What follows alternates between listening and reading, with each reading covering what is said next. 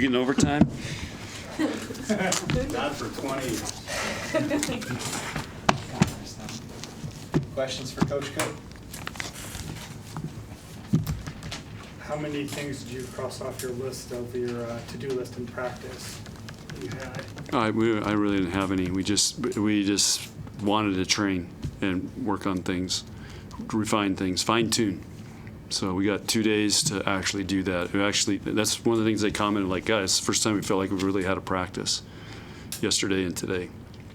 So it's you made progress in those 2 days? Yeah, well, we're working on things and fine-tuning, and but yeah, it was pretty high level yesterday.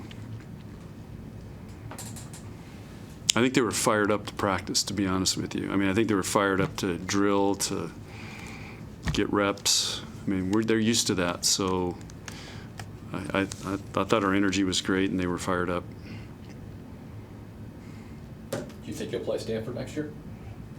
I don't know. I'm going to talk to Kevin about it because we got to completely rethink scheduling, and who knows what the conferences are going to do. So long-term commitments are going to be out.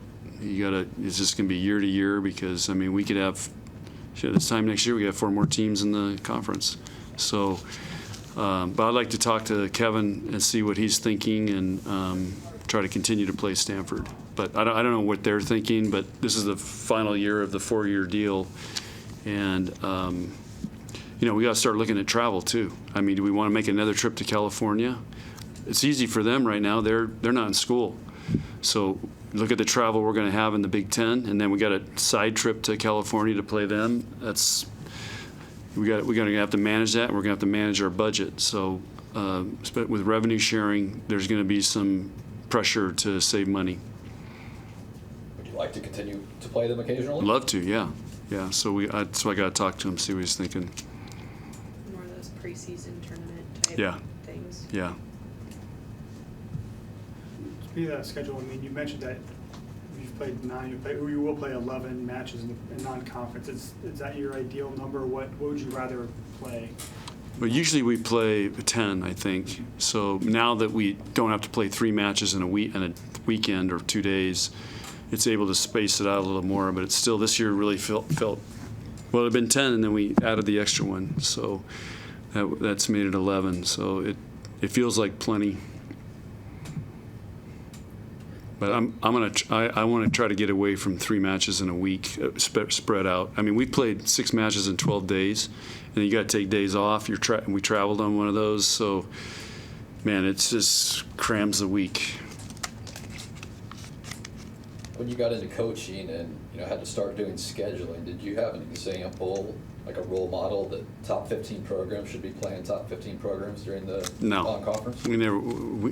To be honest with you, for us, we're just trying to get teams to come here and play home matches, and they'll come here if you pay them, or they'll come here if you return. So those are 2. So last year we went to K-State came here, we went to K-State to return that. SMU came here, we went to SMU. So we'll do a couple of those, but we do it. And again, it's another thing I think we have to think about is we're going to have to be more regionalized, I think, in our non-conference scheduling, so we don't have the travel costs, because I mean, our budget's gone way up just with the trips we added in the Big Ten this year. So you think there'll be less of the top 15 programs playing top 15 programs in that conference? That's going to depend on each school. And when they have to come up with $23 million, something's going to give. Because all these programs don't have schools don't have $23 million just sitting around. So I've already had talks with Troy, and we're talking about strategies and what we're going to need to do and how we can try to save money. And so those things are being talked about. And we may be told, some schools may be told, hey, you're not leaving more than 300-mile radius. You got to bus. I guarantee there's going to be teams in the Big Ten. Hey, you can bus. But, fly to Hawaii, fly to California, those types of things. And travel costs are expensive now. They've gone up. You think that'll hurt? Like going to Palo Alto, you know what a hotel is in Palo Alto? 300. It's more than that.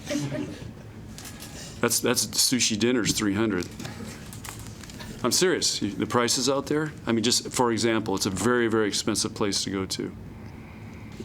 that hurt the sport if the non-conference opponents aren't as good? No, I think I think there's so many good teams now, so I don't think so. No, we'll be able to get good matches. The player said that this is kind of like a Final Four week. Is that how you're approaching the mentality of playing the caliber? Well, it is. We're ranked 5th, and 2 teams are ahead of us. So this is a top 4 week. So, but this is, this will be a great test tomorrow and then Sunday, and going into the Big Ten Conference. I mean, we're going to learn some more this week of how we need to play and how to compete with these guys. And you learn a lot. You can learn a lot in practice, but you can learn a lot playing in these matches. What are the challenges of defending a Cammie Minor offense?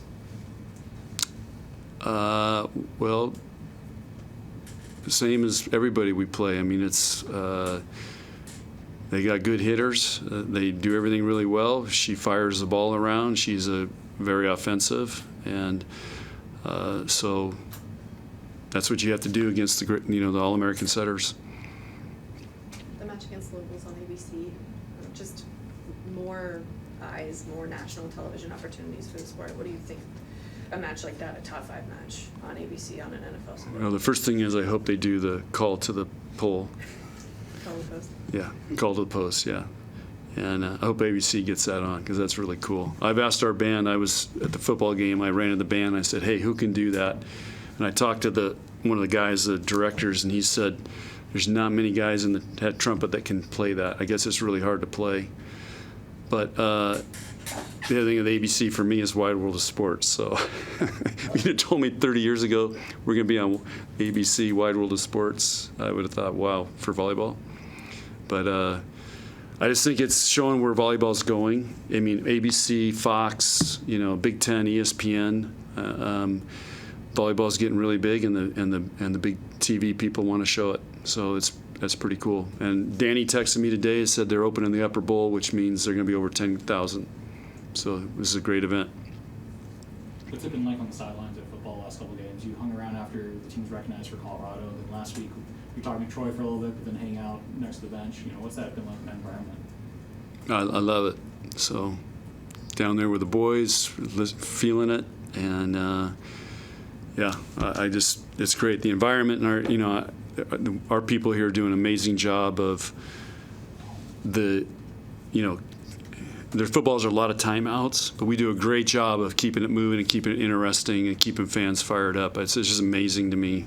I mean, Troy and I, that's what we were talking about, like the whole environment down there, and our event management people, whoever does all that stuff, it's just, they do a heck of a job. And then at the end of the third quarter, I mean, that is mind-blowing.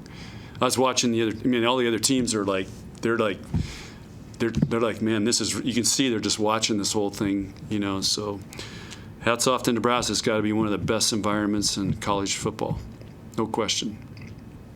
Back to Danny, just them opening up the Upper Bowl for that match. Like, what does that say about what she has built there, and how proud are you of what she's been able to build there? Very proud, and that's, they're playing in the Yum Center a lot, and this will probably be the biggest crowd so far this year. But if she can play in her little gym, but that's only 1,500 or whatever it is.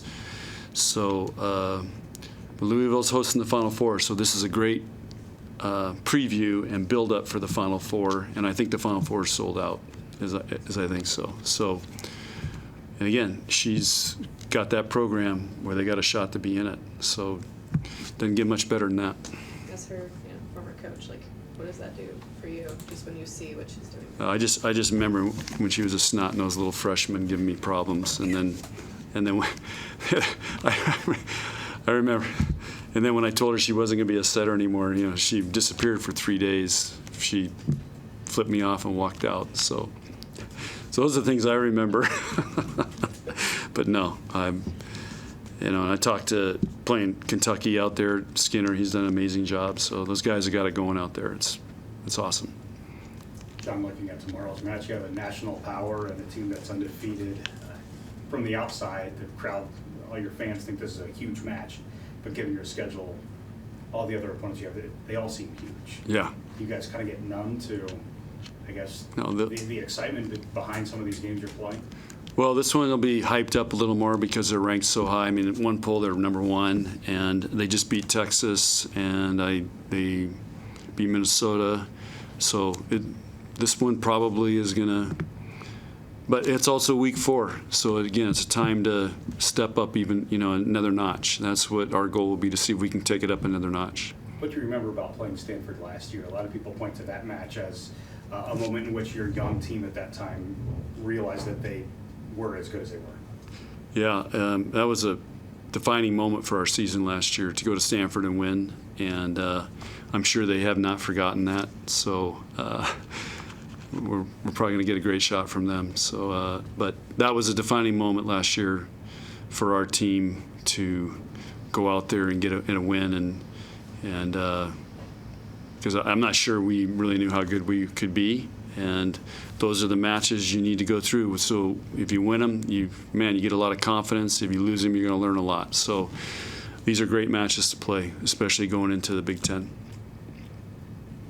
With Cammie, like if fans are watching her and trying to study and see what a good setter, a great setter does, what should they notice about what she does?